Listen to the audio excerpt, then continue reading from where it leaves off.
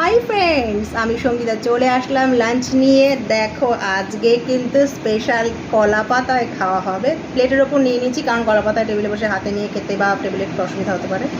ওই যে পাতুরি করবো বলে কলা পাতা নিয়ে এসেছিলো, সেটার থেকে আমি রেখেছি।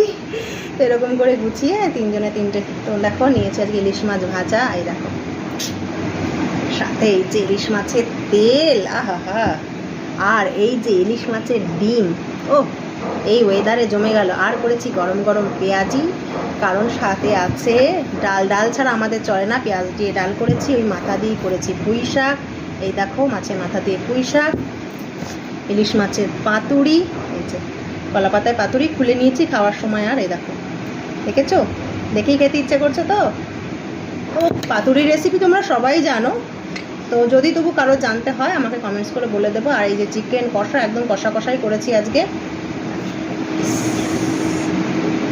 কারণ এত আইটেম। আর এই যে আমের পাতলা চাটনি,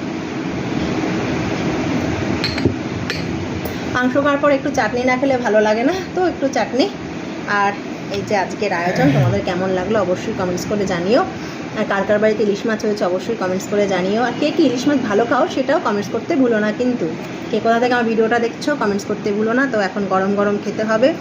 তো মাছের ডিম, এইটা কিন্তু মানে মাছের থেকেও অনেকের কাছে কদর বেশি। যেরকম আমার বাপি, আমার হাজব্যান্ডের কাছে ডিমের, মাছের থেকে ডিমের কদর বেশি। আমিও ভালো খাই, কিন্তু মাছটাও ভালো খাই, ওরা আবার এই মাছের ডিমটা ভীষণ ভালো খায়। আর এই পিসটা আমার খুব ভালো লাগে মাছ ভাজার সাথে।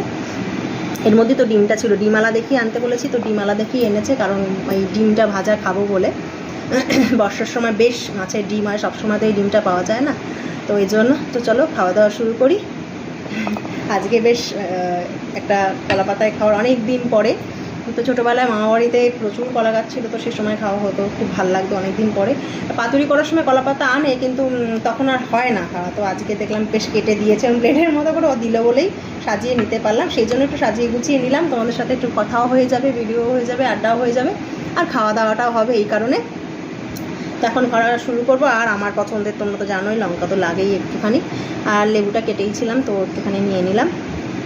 তো আজকে লেবু দিয়ে খাওয়ার মতো অবশ্য কিছুই নেই, কারণ ডালের মধ্যে আমি পেঁয়াজ ফোড়ন দিয়েছি, তো ডালেও লেবু লাগবে না, তো চিরো এক টুকরো নিয়ে নিয়েছি। আর আমাকে এত ফুলের ভালোবাসা দেওয়ার জন্য প্রত্যেককে থ্যাংক ইউ সো মাচ।